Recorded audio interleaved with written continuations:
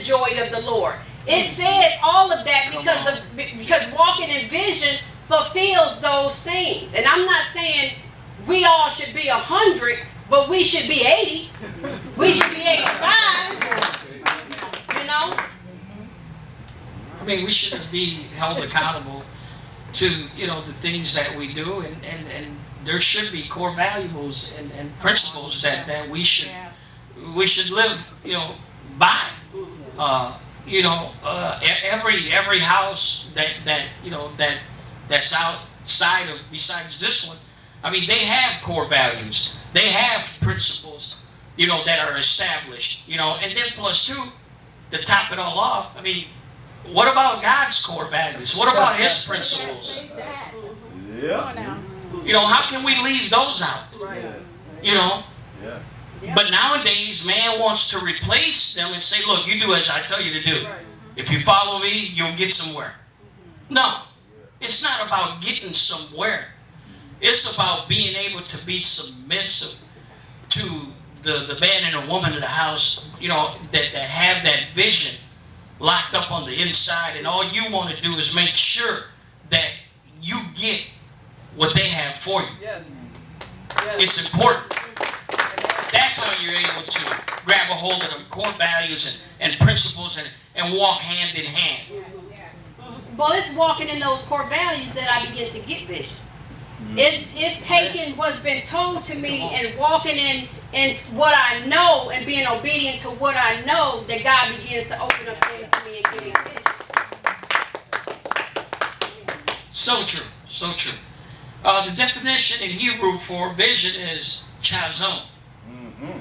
And there's three really, but it says one is open revelation, the other one is dream, and the other one is a mental picture.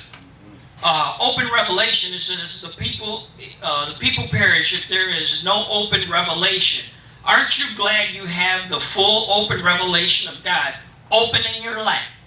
I know we have it here. Every time we come in, it just drops on you. Just boom. No matter who it might be coming, you know, through.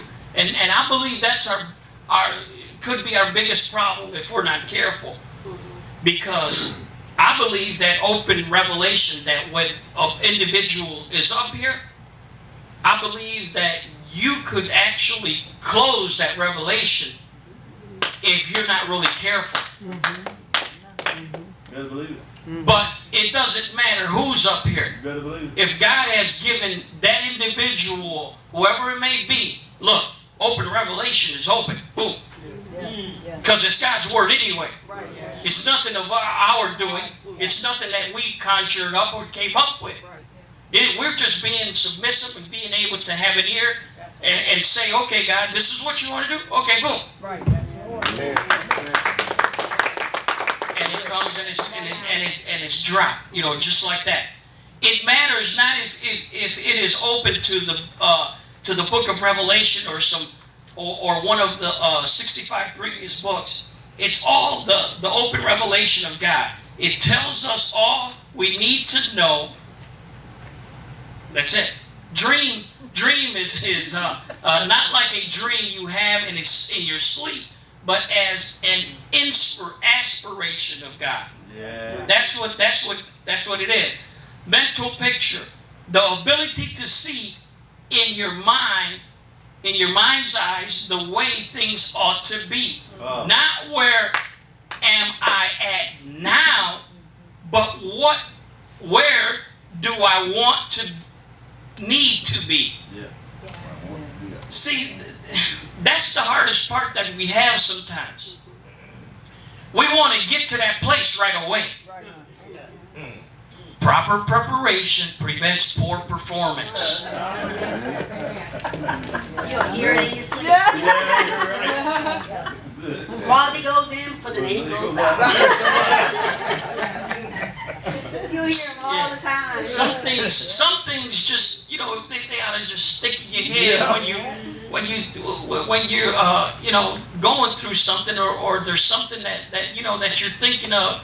And it's important because you have to be able to know you know, where you're going, you know. And that's why I believe that God wants to put us in the midst of leaders that are able to, you know, take us to that place. But we have to be willing, you know, and we have to be ready for, you know, whatever sacrifice that we have to give, you know, and it's important. So when you merge the three together, it says, as far as open revelation, dream, and mental pictures, when you merge them together, it says you will need God to give you revelations and reveal to you what aspiration, the dreams you should have, and give you the eyes, visions to see it, and show you how to make it reality. It is a perfect picture. What God paints is perfect.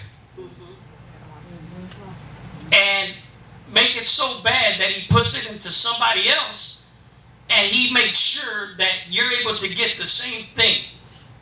So that's why we begin to trust God in everything that we do. And and then when it begins to be shared to you, because it's like he said, every time we come in, it's dropped. When he said it, it sounds heavy. Like Apostle dropping heavy word on us, which he is. But it's creating a vision, and it allows us to see more of what the vision God placed in him. And it lets us see more of how we can fit into that vision and what we can see that needs to be done. And so God gives it to him. He drops it in our lap so that we make no mistake. We make no mistake. There's clarity on what's being said, clarity on what we're supposed to be doing. We never leave out of here not understanding and not knowing. And if for whatever reason we do, you can ask. You can ask them, you can ask us, you can ask somebody else who's getting it. Don't ask somebody who's not getting it. Ask somebody who's getting it, who you see really plugging themselves in. But God do it so that we make no mistake on what we're supposed to do. Nobody in this house, unless you just joined, have an excuse to say, I don't know what I'm supposed to do. We all know what we're supposed to do. We've been here long enough to where we've heard so much of the vision that God placed in him, and we probably only heard about that much because he's so expanded in him that we haven't seen it all, but we've seen enough. We've seen enough to know, enough to be able to grab hold to what's being said and begin to walk in that direction. Yeah, I mean, we need to grab a hold of it. And if you don't know, it's okay to ask.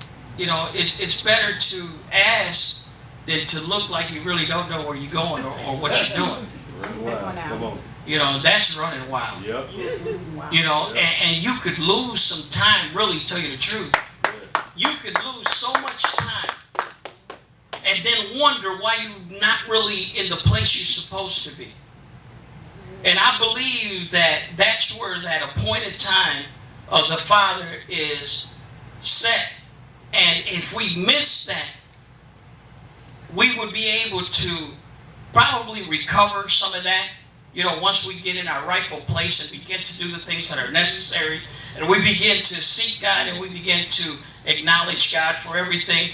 But the most important thing is that us being able to have that relationship with our leaders to make sure that whatever vision God has given them for us, that we make sure that we, you know, get it, grab a hold of it. Yeah, we've all heard of armor bearers, and I believe that what God is looking for is armor bearers.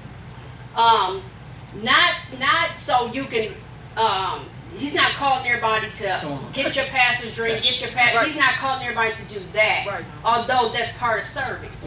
I believe he's calling a people or looking for a people who's able to shoulder the work, because that's what an armor bearer is supposed to be. It's supposed to be somebody who's called alongside to help shoulder the work. So rather you've been placed or you haven't been placed, everybody should carry the spirit of an armor bearer. Everybody should carry the spirit of an ability to serve, a desire to serve the place that they're in.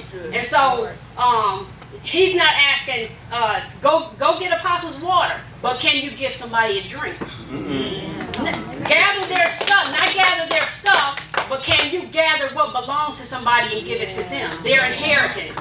But he's calling us to come alongside this ministry in this place and help shoulder the work. God put something in Nehemiah's heart for what he saw, where he saw there was a need. What has God placed in your heart for this ministry of where you see there was a need? Or do you see the need and you just go back and talk about what's lacking? Or do you talk, what do you do? I believe God has downloaded and put things in our heart for this ministry that we just haven't seen come forth. And I believe that it's time for something. Yes. I really do. Yes. But what has God put in your heart to help rebuild and restore a people and his kingdom for this house? What has he given you? And that's something that we have to ask. And even when Nehemiah and them began to build the wall, they ran into opposition. And I believe that it's some things that's coming to resist us right now. And we got things whispering in our ears, things trying to take our attention, accuser of the brother. We got all this crazy stuff, and it's really to distract us from what we're doing. But one of the things that Nehemiah did, no matter what they came and said, and I think the names was Sanballat, Tobiah, and Gershom, we have to be careful of those three things. I have wrote what their names mean. I'll get to those in a minute, but we have to be careful of those things that's coming to try to get us off the wall. They came and they told Nehemiah, and they talked about how he was building. No, foxes will jump on that wall and it'll fall down. He never paid no attention to that. Then they came and they said, they're going to kill you. Come stay in the temple. Come on. They give me. He kept building. And God graced them to be able to build and to fight at the same time. So their left hand was just as strong as their right hand. Their left hand was just as skilled as their right hand. So they had double strength. They had double strength. Right, ambidextrous they were. And so they didn't have a weakness. They were able to build and fight all at the same time. And that's what God wants